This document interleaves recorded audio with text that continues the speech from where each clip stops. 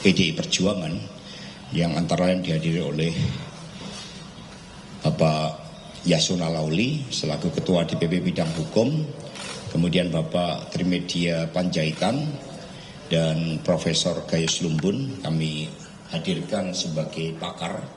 Dan di sebelah kanan saya ini adalah Dr. Erna Ratna Ningsih SH. Dia sebelumnya adalah ketua dari YLBHI. Kemudian sebelah kiri saya adalah Bung Heri Perdana SH. Jadi di dalam rapat tersebut kami sampaikan yang pertama bahwa DPP PDI Perjuangan setelah mengadakan konsolidasi dengan seluruh jajaran DPD dan DPC, kami ya tentu saja meskipun ditinjau dari target kursi DPR RI, perolehan berdasarkan perkiraan sementara adalah sekitar 110 kursi DPR RI, namun kami mengucapkan syukur bahwa setidaknya di tengah gempuran yang sangat dahsyat sebagai ujian sejarah PDI Perjuangan, kami tetap dapat mempertahankan posisi sebagai pemenang pemilu 3 kali berturut-turut, dan itu tidaklah mudah di tengah-tengah persoalan supremasi hukum yang turun ke tingkat nadir dan kemudian abuse of power yang sayangnya dilakukan oleh Presiden Joko Widodo, sehingga kecurangan yang dimulai dari hulu, dari rekayasa hukum di Mahkamah Konstitusi hingga di tingkat proses sampai di hilir, bahkan sekarang pun masih banyak intimidasi yang dilakukan. Itu menjadi sisi gelap demokrasi di Indonesia yang oleh para pakar termasuk Bapak Yusuf Kalla dikatakan sebagai pemilu yang paling brutal dan buruk di dalam sejarah pemilu di Indonesia.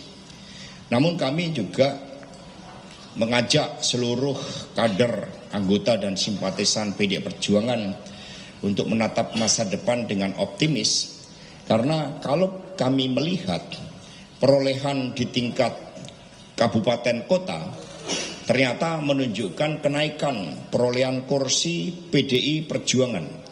Jadi di tingkat kabupaten kota perolehan kami justru meningkat dari 2.806 pada tahun 2019 menjadi 2.823 atau naik 17 kursi.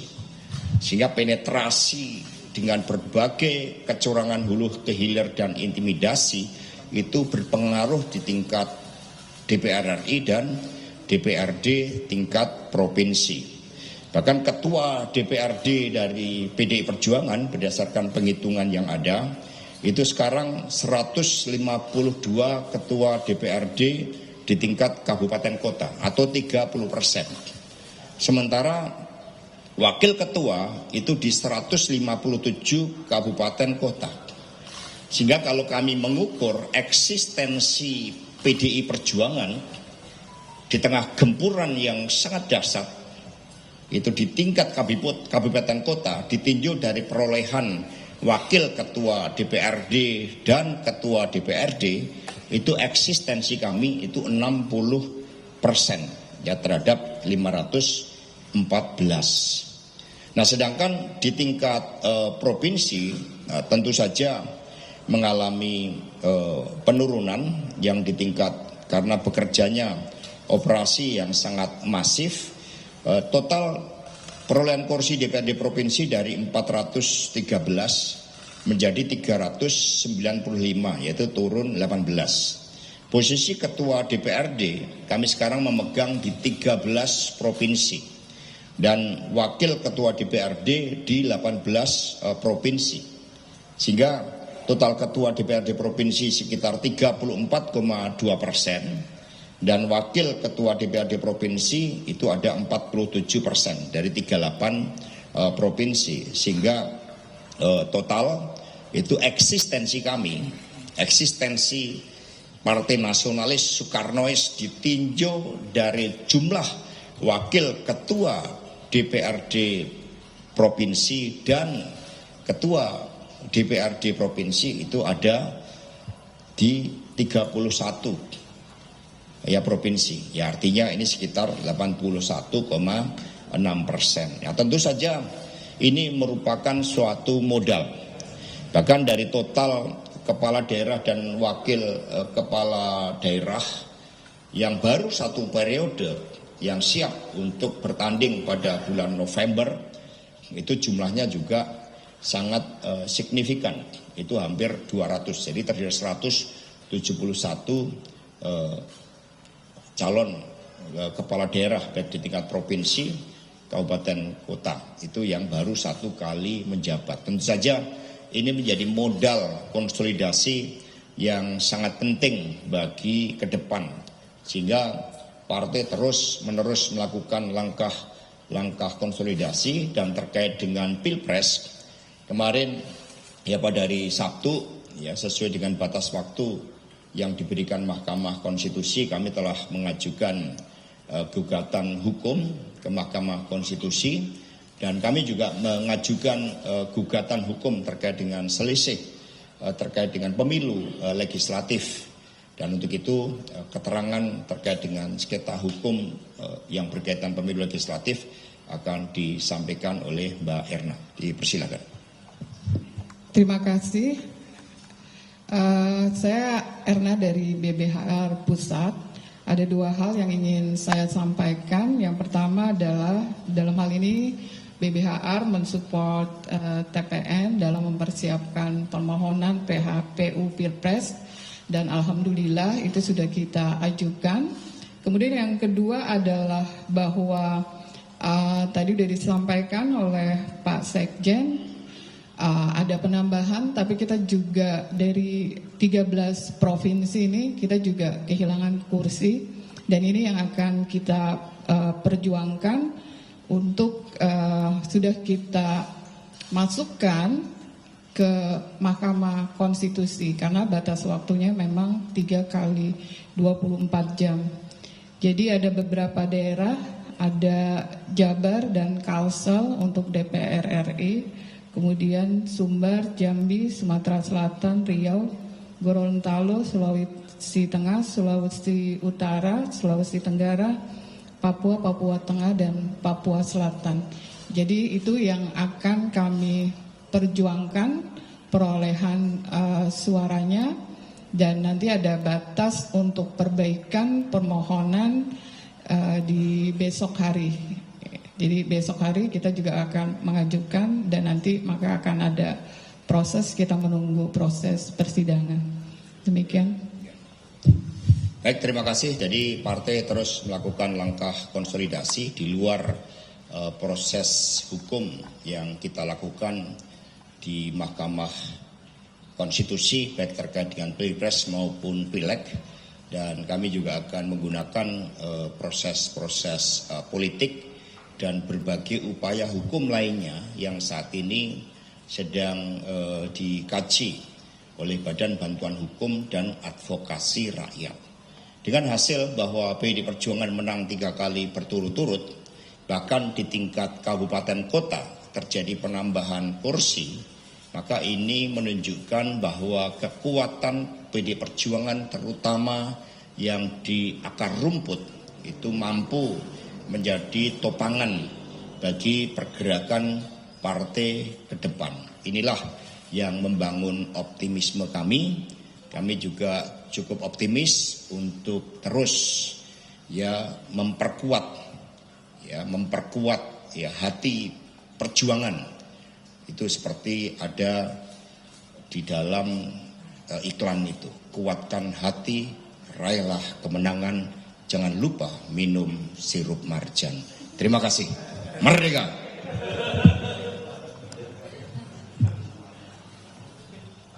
Ada pertanyaan?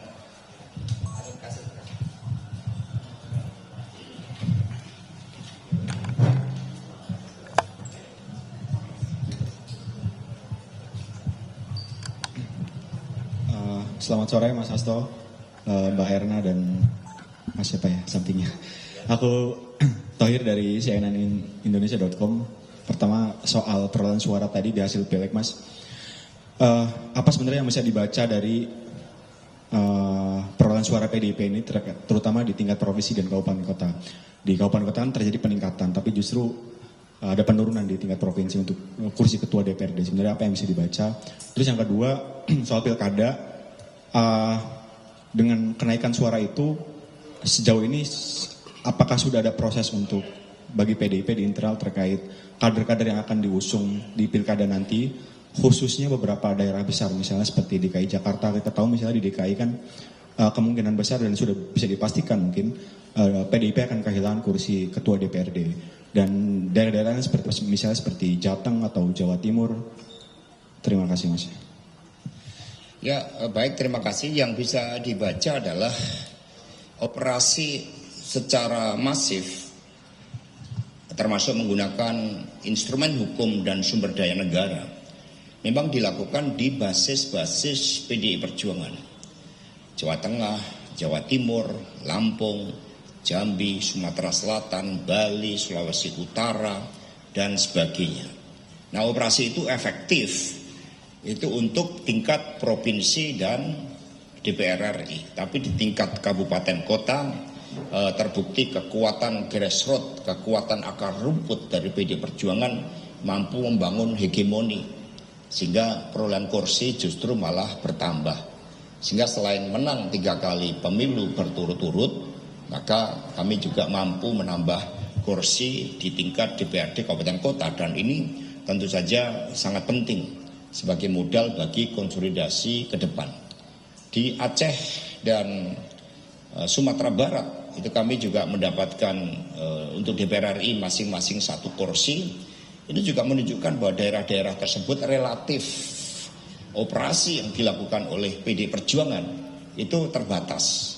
Tapi di basis-basis PDI Perjuangan itu yang namanya penggunaan sumber daya negara, intimidasi oleh aparat penegak hukum itu sangat efektif, dimulai dari kepala desa, anggota legislatif kami yang incumbent, dan kemudian juga kepala-kepala daerah. Karena PDI Perjuangan ini sebenarnya memiliki modal yang sangat baik, 54% kepala daerah di seluruh Indonesia. Kami juga telah melakukan konsolidasi selama 5 tahun tanpa berhenti. Kami punya Senam Sicita, Baguna, Badan Penanggulangan Bencana PDI Perjuangan sangat aktif. Kami terus bergerak di dalam merawat lingkungan, membersihkan sungai, gerakan untuk memperkuat kesehatan rakyat melalui makanan yang bergizi, penyuluhan. Kami punya kapal rumah sakit Laksamana Malahayati. Tetapi berbagai operasi, terutama yang dilakukan pada 1 bulan terakhir dan puncaknya itu pada H-7 dan H-3 setelah melihat exit poll di luar negeri yang menunjukkan keunggulan Ganjar Mahfud, itu memang kami berhadapan dengan kekuatan yang dikerahkan karena abuse of power dari Presiden Jokowi. Ya, yang lain monggo pakai mic-nya ya biar bisa Ya, terima kasih Mas Hasto. Mau nanya untuk Mbak Erna, kalau secara total itu gugatan di MK itu terkait dengan caleg DPR RI dan DPRD ada berapa ya? Bisa dijelasin nggak? Untuk yang secara keseluruhan itu ada 13 kita mengajukan permohonan PHPU. Untuk DPR itu 2 ya, Jawa Barat dan Kalimantan Selatan. Yang 9 lagi itu DPRD provinsi. Berpotensi menambah suara nggak? Ya, kami berharap bahwa ini, karena kan tujuan kita mengajukan permohonan ini karena gini, ketika kami keliling ke daerah-daerah itu kita kesulitan untuk memperoleh bukti ya, C1 plano dan juga saksi-saksi. Tadi yang disampaikan oleh Pak Sekjen adalah ada mobilisasi dan juga ada intimidasi yang dilakukan. Sehingga ketika kita mengajukan pengajuan, ini menurut kami ini adalah yang terkuat dan juga bukti-bukti dan saksi ini mau untuk bersaksi. Jadi sebenarnya kalau kita mau melihat kecurangan-kecurangan yang terjadi ini melebihi dari ini. Cuma yang tadi tersistematis ya, jadi tekanan-tekanan, kemudian memang kita nggak mendapatkan bukti-bukti secara tertulis.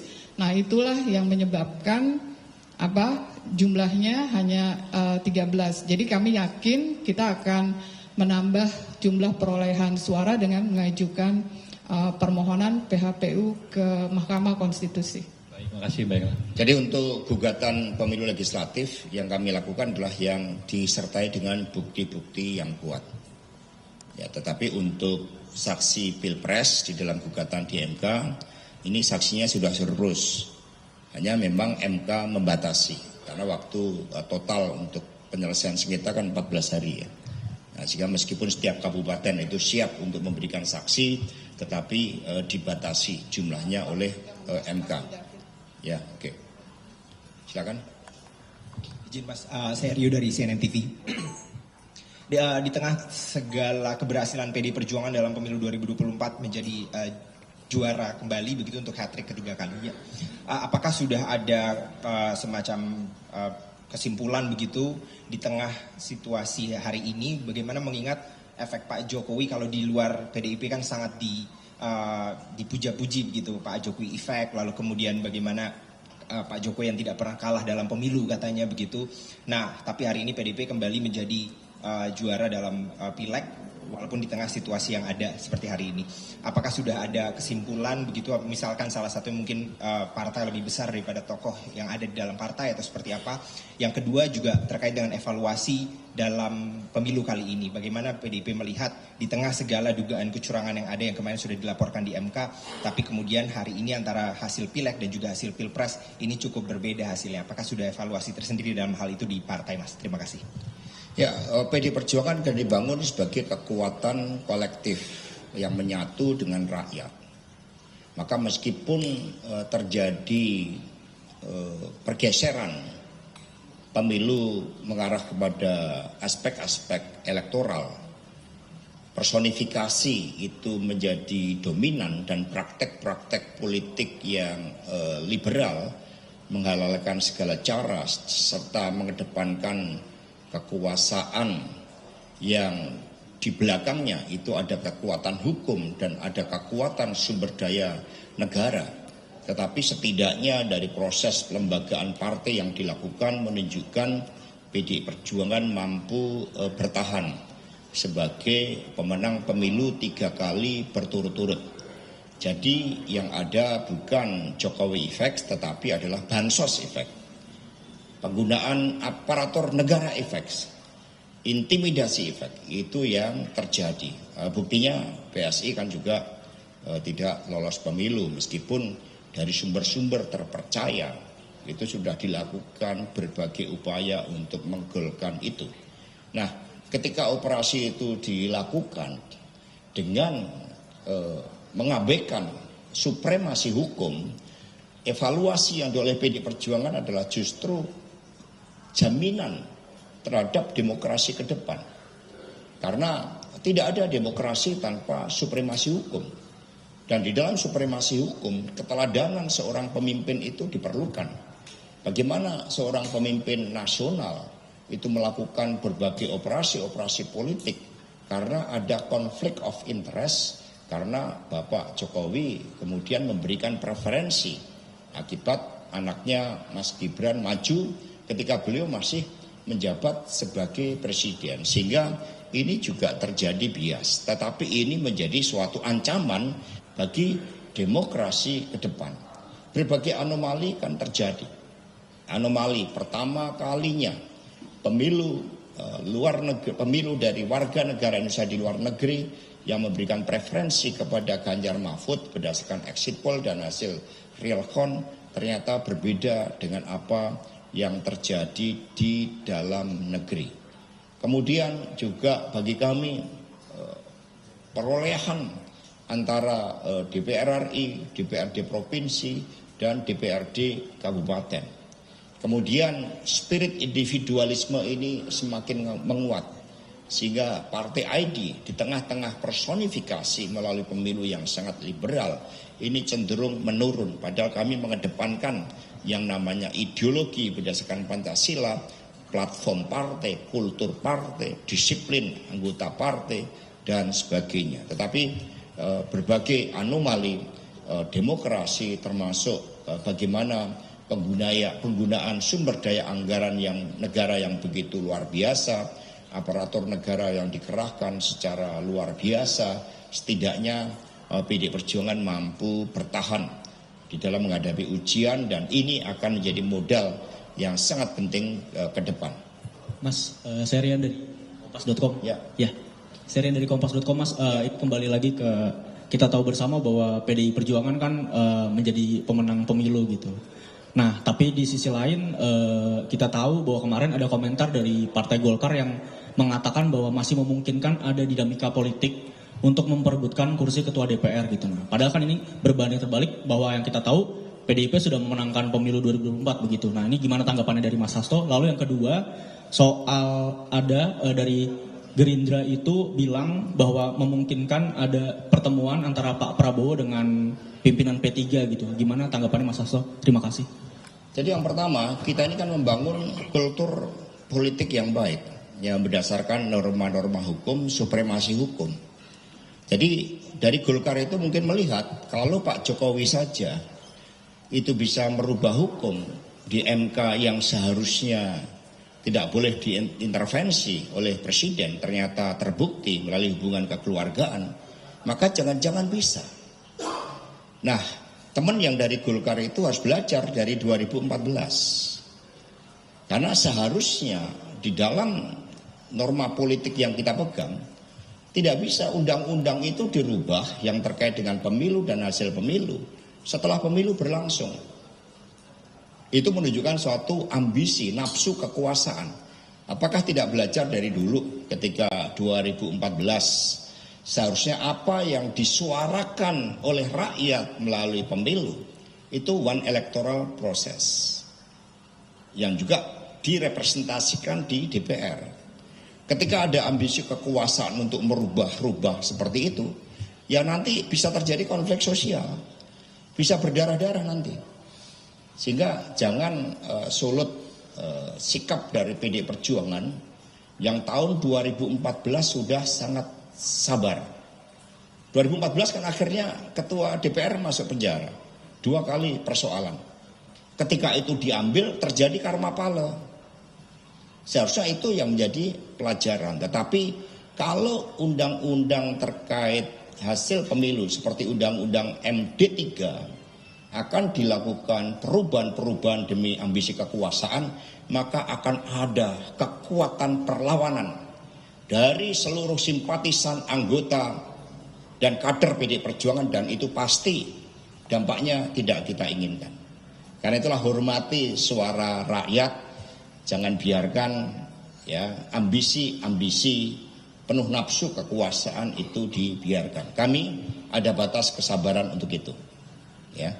Kemudian yang kedua, ya kami sangat khawatir ya terhadap P3. Maka pada hari Sabtu pagi saya bertemu dengan Mas Awi dari P3, Ahmad Baidowi, dan kami memberikan bantuan-bantuan. Bahkan sejak perhitungan suara yang pertama, kami mengajak P3 untuk bersama-sama di pusat data PD Perjuangan. Bahkan pada tahun 2019, pemilu yang lalu kami diperintahkan oleh Ibu Mega yang memegang amanat Mbah Maimun almarhum untuk membantu P3 karena sejarahnya. PD Perjuangan tidak ingin sejarah Partai Ka'bah ini dihilangkan di dalam sejarah Republik ini. Tetapi persoalan terkait dengan P3 ini karena berbagai operasi-operasi politik di mana seluruh pendukung Ganjar Mahfud itu partainya dikecil-kecilkan. P3, Perindo, Hanura, dan PD Perjuangan. Maka kami memberikan solidaritas tertinggi karena kami tidak ingin menghilangkan Partai Ka'bah. Tetapi mungkin Pak Jokowi nanti akan tercatat sebagai seorang presiden yang memiliki legasi menghilangkan Partai Ka'bah dalam sejarah Republik ini. Padahal Partai Ka'bah memiliki peran yang sangat penting jauh sebelum kemerdekaan ini. Ini operasi politik yang luar biasa yang tidak diterima lagi oleh norma dan etika. Karena ketika ambisi kekuasaan mampu mengalahkan etika, moral, dan menghilangkan supremasi hukum, yang ada adalah sisi-sisi gelap kekuasaan, dan ini adalah masa buram bagi arah masa depan Indonesia. Karena tidak ada gunanya lagi pendidikan budi pekerti, pendidikan bagi anak-anak kita untuk mengikuti proses, semuanya akan bisa tergerak untuk meneladani hal-hal yang tidak baik yang justru dilakukan oleh ambisi kekuasaan dari seorang presiden yang 23 tahun bersama dengan kami. Ini harus menjadi pelajaran yang berharga bagi seluruh rakyat dan bangsa Indonesia. Terima kasih. Ya, Mas Hasto izin Mas. Ya, terkait tadi belum, kalau Pak Prabowo juga ya bersama-sama ya untuk membantu P3, ya artinya karena kesadaran sejarah itu. Sama dengan kesadaran sejarah dari PD Perjuangan untuk membantu P3. Maka kami juga menghimbau kepada Mahkamah Konstitusi untuk betul-betul mengedepankan sikap kenegarawanan terhadap proses hukum yang kami ajukan untuk Ganjar Mahfud dan juga untuk P3. Ya, tempatnya aja bertetangga kita. Terima kasih. Ya, Mas Hasto izin Mas. Lutfi dari Kumparan izin bertanya terkait menebalkan pertanyaan sebelumnya, seperti apa saat ini koalisi kerjasama politik yang terbangun antara PDI, P3, Hanura dan Perindo, apakah akan diteruskan ke pilkada serentak selanjutnya begitu? Dan pertanyaan kedua juga, belakangan Pak Prabowo kan bersafari politik di luar koalisinya dia ya Pak Mas. Nah, bagaimana sikap PDI apabila Pak Prabowo misalnya mengajak bertemu ke PDI begitu, baik ke Bu Mega atau Mbak Puan begitu, Mas Hasto? Baik, yang pertama saya agak sensitif dengan kata menebal-menebalkan itu ya. Karena dulu perintah menebal-nebalkan itu untuk menjadi perintah satu putaran. Itu quote-nya itu menebal-nebalkan itu supaya satu putaran. Padahal teorinya nggak mungkin. Itu satu putaran di tengah kontestasi dari hasil debat dan sebagainya. Kami terus membangun ya kerjasama dengan P3, Perindo dan Hanura, apalagi secara psikologis. Kami berempat ini adalah victims. Ketika kami ingin mendorong agar republik ini dipimpin oleh orang yang memiliki rekam jejak yang baik, memiliki pengalaman yang luas, dan salah satu problematika yang kita hadapi sebagai bangsa itu adalah terkait dengan penegakan hukum. Maka Ibu Megawati Soekarno Putri dengan dukungan Ketua Umum P3, Perindo dan Hanura akhirnya menetapkan Prof. Mahfud MD yang dikenal memiliki kompetensi dan juga integritas untuk melakukan rekayasa hukum, memberantas nepotisme, korupsi dan juga kolusi di dalamnya. Ini adalah suatu mimpi besar kami. Termasuk mimpi kami ingin menjadikan TNI sebagai kekuatan pertahanan yang paling disegani, kekuatan penjaga pertahanan setidaknya di belahan bumi selatan. Kami ingin membangun Polri setidak-tidaknya sesuai dengan spirit dari Jenderal Hugeng untuk menjadikan sebagai kekuatan penegak hukum sehingga supremasi hukum bisa lebih hebat dari Singapura. Tetapi semua cita-cita itu sekarang tinggal di angan-angan karena ada oknum-oknum TNI dan Polri yang kemarin berhasil disalahgunakan sehingga hanya mengabdi kepada keluarga, mengabdi kepada orang per orang, bukan mengabdi kepada merah putih. Karena tidak ada oknum TNI dan Polri yang ikut bergerak tanpa perintah atasan, tanpa perintah yang tertinggi.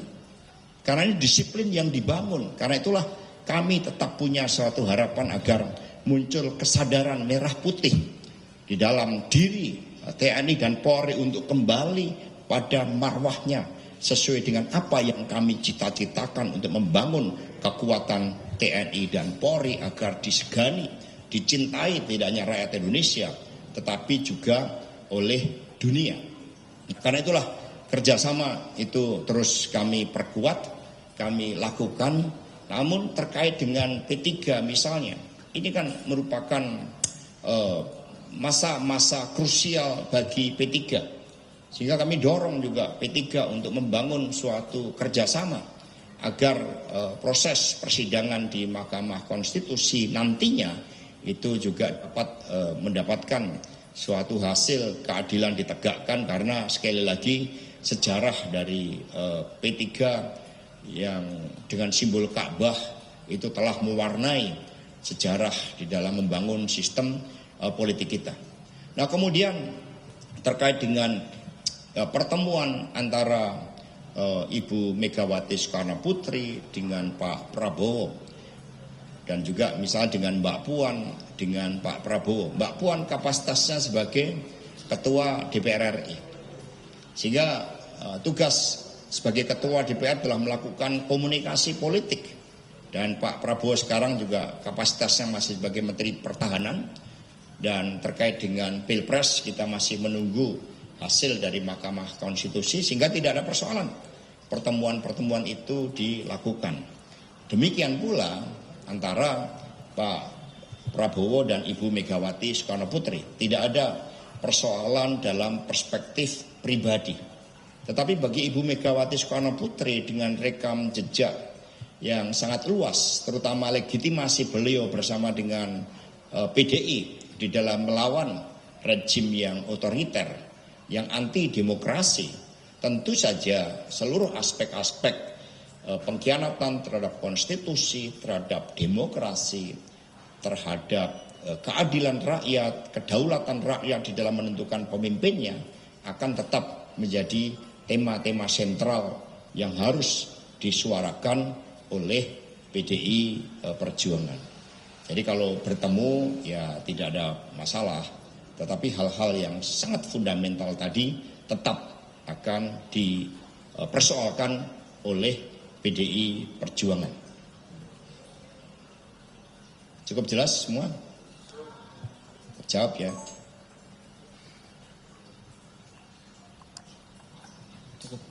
Cukup? Cukup Mas. Perkuat hati, raih kemenangan. Terima kasih. Merdeka.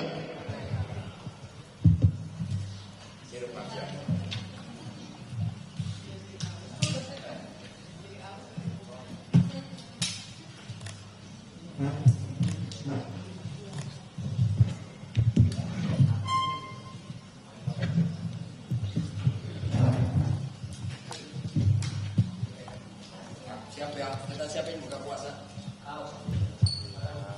Terus.